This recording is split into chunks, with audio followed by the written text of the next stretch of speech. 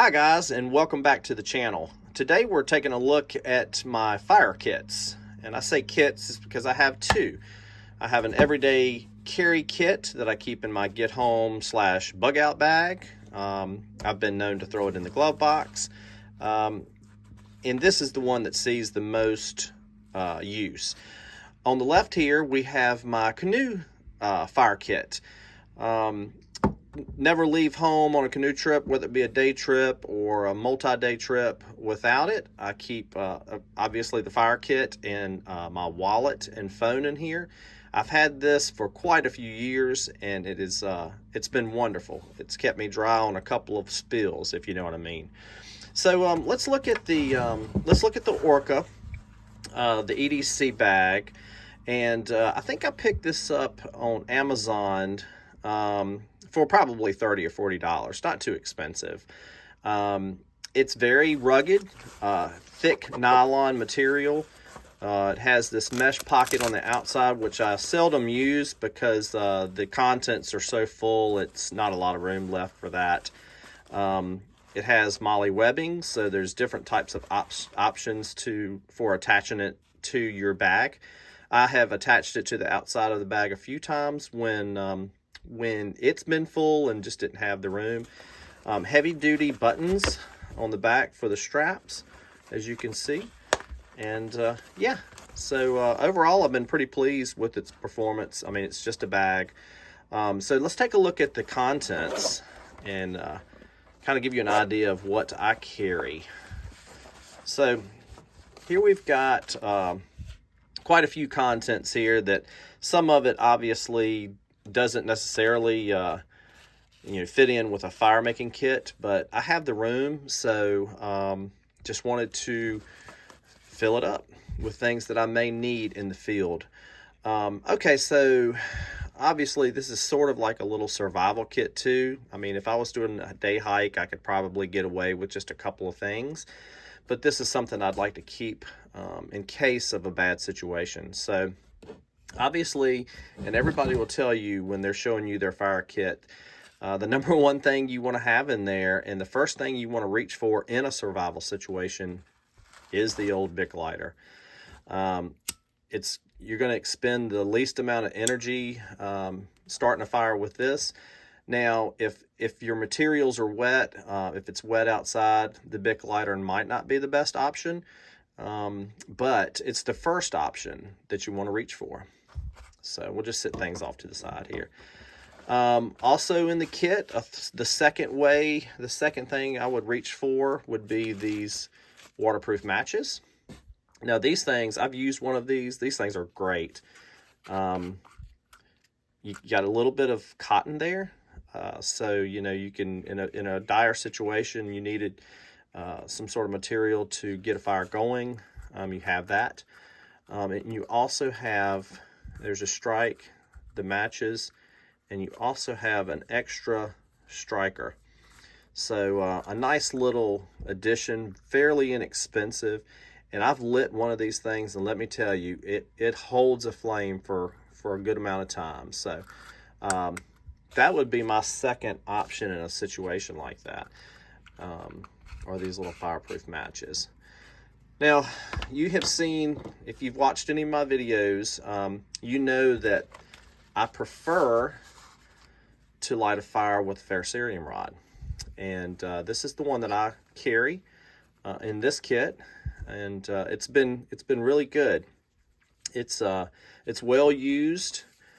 If I had to do it over, and I will when I buy another one, I'm gonna have a longer and bigger rod, but it's got a sharp edge here. It's got a little bit of a measurement guide there. Bottle opener, you could use it as a pry bar. I don't think it's too durable for heavy duty stuff, and a hex wrench. So anyway, this is how I prefer to light a fire when I'm actually out in the field practicing bushcraft and camping. It's just fun. The process is fun. So yeah, ferrocerium rod with a striker is a nice way to go there. So yeah, like I mentioned before, As you can see, there are a few contents in here that might not necessarily relate to a fire kit, but Sharpie and a pen comes to mind, I'm sure. But I keep those in there for different reasons. I keep a notepad in here.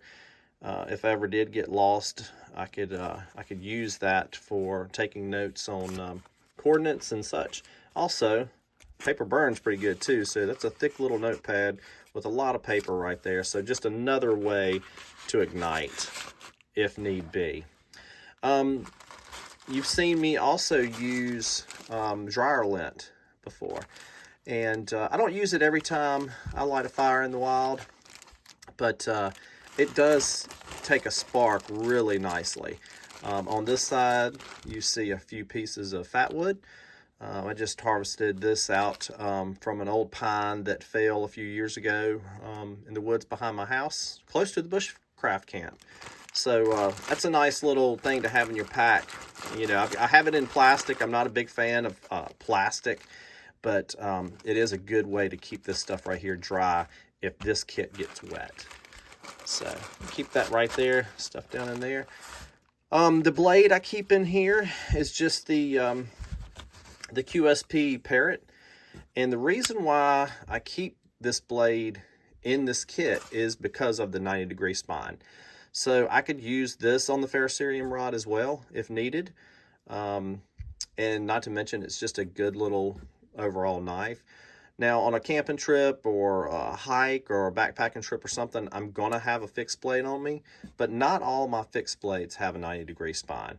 So, yeah, I mean, this is a nice little affordable knife. A lot of the contents in this kit are very inexpensive, but it's a good little knife. It's got McCarter scales and D2 tool steel.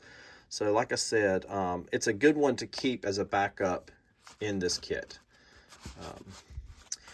Also, a knife sharpener, just because I have the space for it. And then I also have this small paracord bracelet wrap. I keep paracord in my bug out bag, so it's not a matter of, you know, running out of paracord. This little thing has a small compass on it. I don't know how you know, concise it is or whatever, and it actually has a striking rod in it too. So just an extra backup. A lot of this stuff right here I like because I can keep it separate. If it gets separated from my bug out bag, I have a few ways to survive by making fire if need be.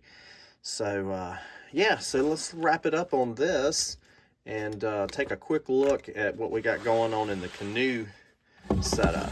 So like I said, I've had this OtterBox for, gosh, if I had to guess, over 20 years, but it's served me well. It's padded. So like I said, if I needed to put something in there, like my phone, for example, and I wanted it to be very secure, this has been a great asset to that kit. So I'm just going to pull a few things out here. Another very inexpensive, I think this thing came from, I don't know, Dunham's or somewhere like that, but it's just a small Ferrocerium rod there. So obviously, you know, it's good. The good thing about Ferrocerium rods is if the condition is wet or damp, you have a better chance of, or if it's raining, I mean, you just have a better chance of throwing a spark to dry timber with that than even with a match or lighter or what have you. So it's good to keep them in both kits. So go there with that. Obviously, a few matches as well. Now, these aren't the waterproof matches like the ones I have in my everyday kit, but they're matches nonetheless. So just another option, you know, for getting that fire going. I got this, and I'm still on the fence. It's sort of gimmicky, and I haven't actually used it, but maybe once or twice. But it was something that I saw, I ran across in a YouTube video, and I was like, you know what, that's pretty neat looking. But it's basically just it's a rechargeable lighter, and I mean, it needs a recharge. I haven't used it in a while, but you can see that, you know, it's just one of those, I don't know, it was like my eyes were like, oh, that's so cool, you know. But in all honesty, I haven't used it hardly any. But it stays in this little pack right here as a lighter. So I would charge this before I went on a canoe trip. Yeah, just not something I would rely on. That's why, you know, we have the other options. And I keep a few, like I said, I keep a few pieces of fat wood in this kit as well. When everything else is wet, these will be dry. This would be enough. If you could get to the core of some wood, drier wood, this would be enough to get you a fire going. And last but not least, another blade. I've done a review on this blade last year, I think, but this is the Mark Neve Eldris, and another 90-degree spine. When all else fails, we can still strike that ferrocerium rod with the edge there. Not to mention, you know, on a canoe trip with a fixed blade on your hip, and you tip over, you could lose it. So there again, a small blade that fits in a small package is pretty ideal. So yeah, anyway, if you like this video, give it a thumbs up, and if you took something from it that you wanted to add to one of your kits, any ideas or whatever, let me know in the comments, and especially if I'm missing something that I should have in this kit, I'd love to hear about it. But anyway, quick video. Hope you guys have a great day, and we'll come back to you again soon. Peace.